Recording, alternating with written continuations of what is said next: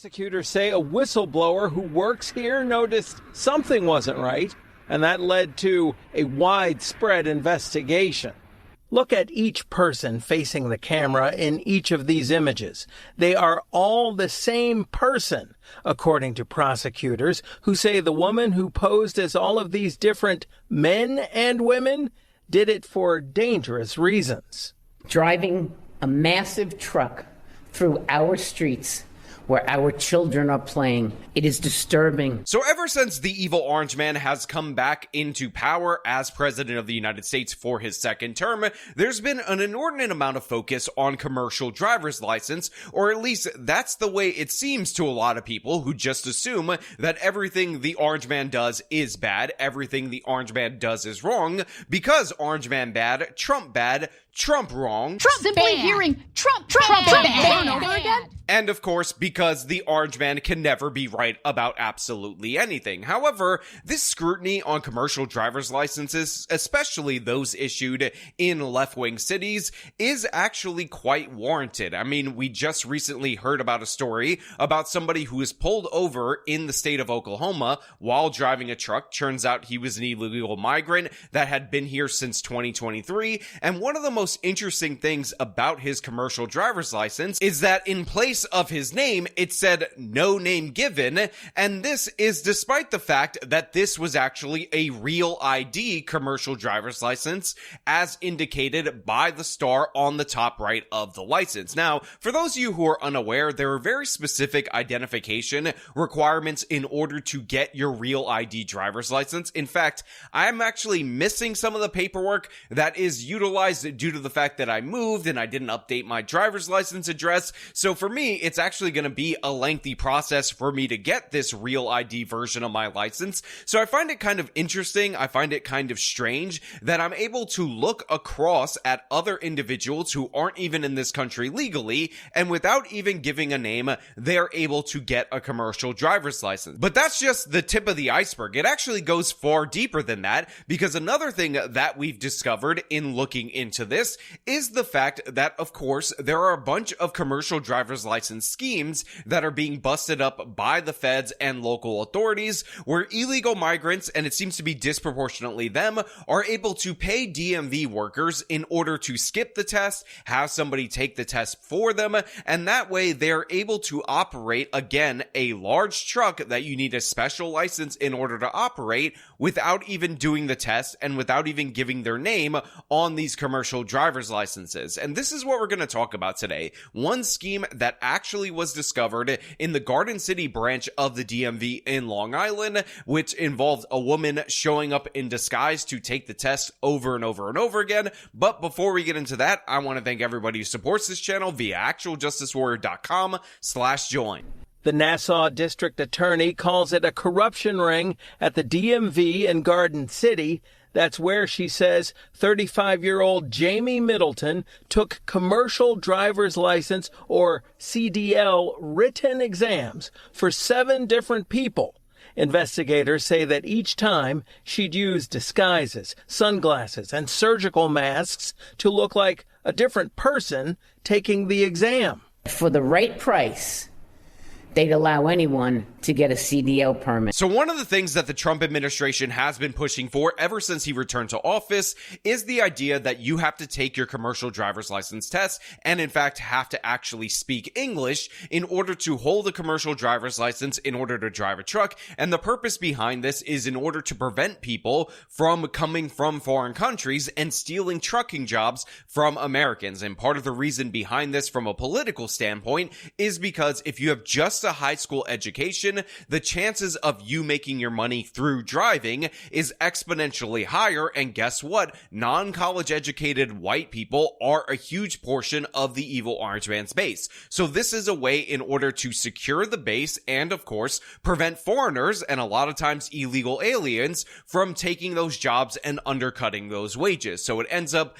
giving something to a constituency that supported the Trump administration, and in addition to that, it ends up helping us prevent illegal aliens from integrating in our economy any further, since one of the arguments often deployed against the Trump administration's deportation program is that it will have all these detrimental effects on the economy. However, whenever you add in a new requirement like that, unfortunately, that opens the door to scammers, and although I can't confirm that this particular scam had anything to do with illegal aliens because the Nassau County Prosecutor's Office is not revealing that information, I would not be surprised if that was the case because, again, she is not taking the driving portion of the CDL for these individuals. It appears to only be the written portion, which should be one of the easiest parts because a lot of these written exams are about recognizing signs and whatnot, and again, it would seem like if you had an English language barrier, that would be the only thing that would be at issue if you were trying to take this exam. And by the way,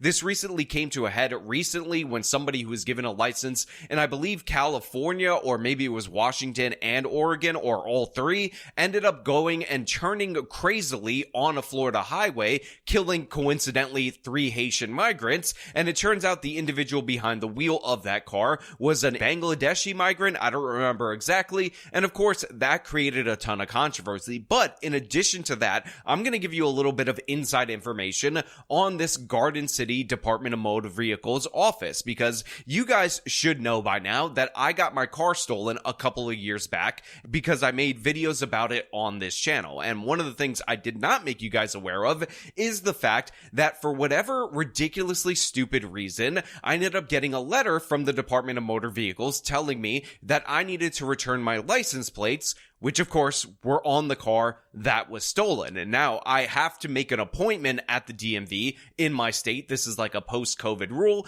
and certain Department of Motor Vehicle offices don't do each and every kind of service, and you sometimes have to go to a larger, more central hub. And although I technically had ones that were closer that would actually serve this role for me, I ended up figuring out that the Garden City DMV had a free parking lot, and this to me is obviously something that I want to do if I'm driving my car out there in order to do car related business. So I decided to drive the extra amount of time to the Garden City office in order to get the service done there, because again, it was not the closest, but the one that had a free parking lot that actually did the service that I needed. And of course, I ended up heading over there, even though I couldn't make an appointment through the internet.com because that appointment wasn't available, even though the service was available. So anyway, I drive out to the Garden City DMV, I park in the parking lot, go up to the front.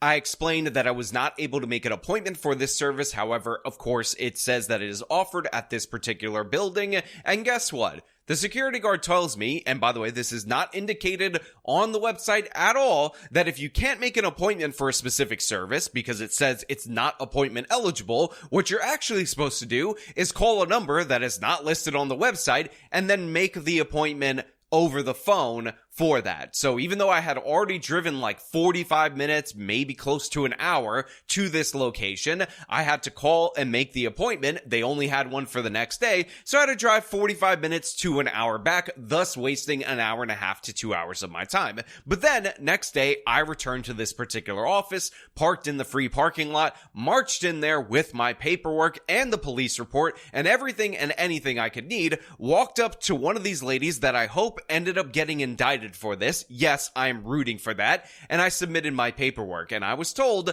by this lady that even though I had everything that indicated that my car was in fact stolen, that actually, because it doesn't say on the police report or on the insurance payout or on any of my documentation that the plates in particular were stolen, that they weren't going to accept this paperwork. Now, of course, this is baffling to me because why would I have the license plates anywhere but on the car? But of course, the unhappy lady behind the desk at the DMV said that I needed a specific report on the plates being stolen, even though they're attached to the car. Now, of course, I was able to call my insurance company, shout out to USAA, who was my insurance provider at the time, and they actually sent me a PDF file of the information, and I actually got an agent to make sure to hand type on the file that both of my license plates, because New York requires front and back license plates were in fact on the car. So then I go up to the DMV, and the security guard, by the way, because I had to make the call from outside,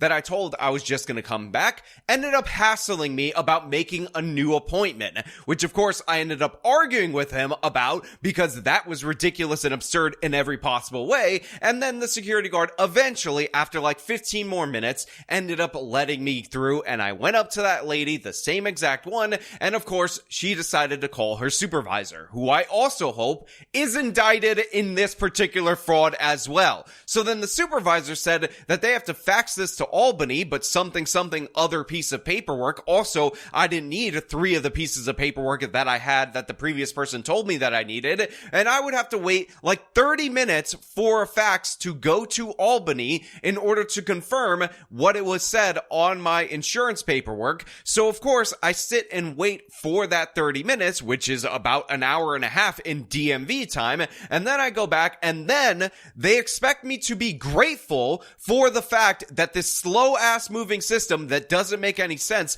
this appointment that was supposed to be done in 1 day that actually ended up taking 2 days and 3x the time that it should have taken, due to the fact that they had these dumbass procedures and they didn't think that the license plate was on the car when it was stolen. And then they give me attitude because I'm not super grateful at that moment in time. They acted like I was done a favor by them by having to go back outside, get more additional paperwork. Then I was done a favor because they took it digitally, even though again they said that they would take it digitally, but whatever. So yeah, just needless to say, regardless of whether or not these allegations or allegations are in fact true, false allegations and not facts. This DMV right here is full of enemies for life. They have made enemies of me, and in my opinion, the 7 people indicted in this particular scheme is not nearly enough, all for that inconvenience to which I will never forget for the rest of my natural life. Again, this grudge will be held onto, not for 1 day, not for 10 years, but for the rest of my natural life and beyond my grave. I in fact plan to pass down this grudge to my children and their children's children. So yeah, needless to say, I hope these people are held accountable for this, and I apologize, but not really, for this side tangent, because it was the most crucial thing to this whole story. My personal lived experience with this DMV, which again, I only went to because it was free parking and it did the services that I need, but they don't do the services that you need. They're terrible. The DA said 3 workers at the DMV were in on it with Middleton, the test taker, including Middleton's sister, Kanesha, a supervisor at the DMV. Yeah, that's right. Down with the DMV workers. These 3 should have been more indicted for this particular case. I don't even care if they committed the crime, but down with Kanesha, down with Middleton, down with whoever else is named in this particular story. But let's hear a little bit more about this scam, about this scheme, because you guys might be a little bit more interested in that than my own personal DMV story. Although I will tell you, it's just as compelling and just as newsworthy. This shows what happened. According to investigators, workers would have on their computers a photo of the person who was supposed to take the test, but they'd let Middleton, who's clearly not the person on the computer screen, take it instead.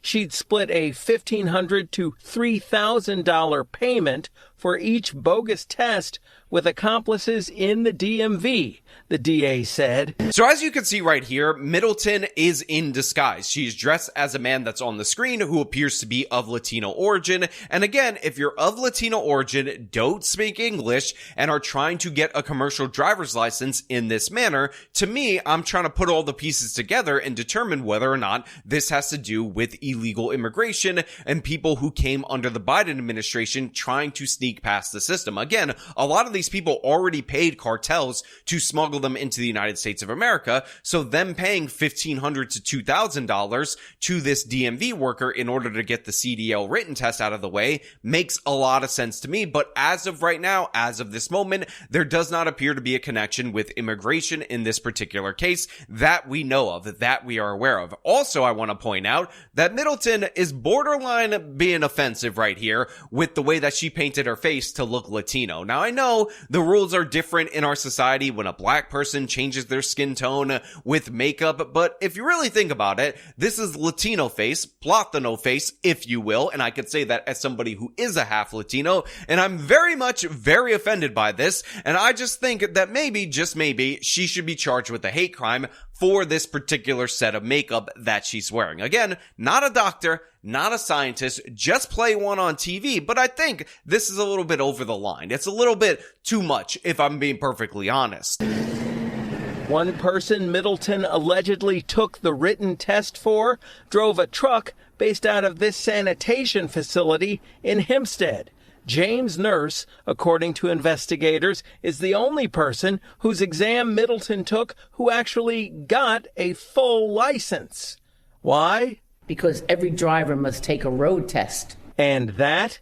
At least two would-be drivers, Omesh Mohan and Renee Sarwi, failed, say prosecutors. So obviously there's some good news right here in that a bunch of these people, in fact almost all of them as of right now, as of this part of the investigation, appear to have failed the road test. And honestly, the one guy who did pass the road test, the guy called James Nurse, who is named and shamed in this local news segment, he sounds like he has the most American name, so honestly, if he passed the road test, which I care about a lot more than the written test, then maybe, just maybe, as an American, he should be able to drive that truck. Now, obviously, it's illegal. I'm joking a little bit here and there. I'm more mad at the Garden City DMV, and in fact, I will hold that grudge from this day until my last day, and I'm never gonna let it go, because again, where the hell else were my plates supposed to be except for on the car? Like, who takes their plates off, brings them in the house? I would have got a ticket for that if I did that, on the off chance that their car gets stolen. But whatever. We're past that.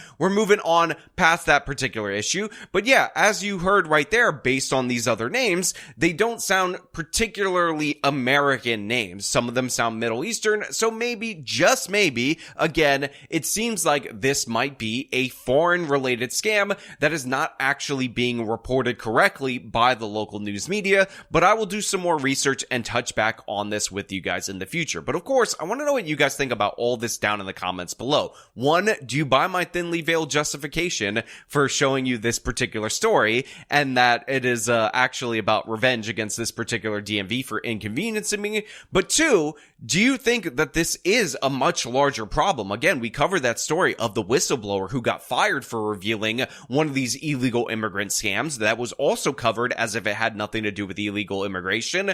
Or do you think that this is just a regular ordinary scam that just happens to be happening, and that there's nothing really more to this particular story than what we're being presented right on the surface level? What do you think about the no-name CDLs issued by the state of New York? Again, all your thoughts down in the comments below. As per usual, if you like this video, show them by leaving a like, subscribe for more content, follow me on my social media, support me via the support links in the description of this video. This has been me talking about CDL test fraud. Till next time.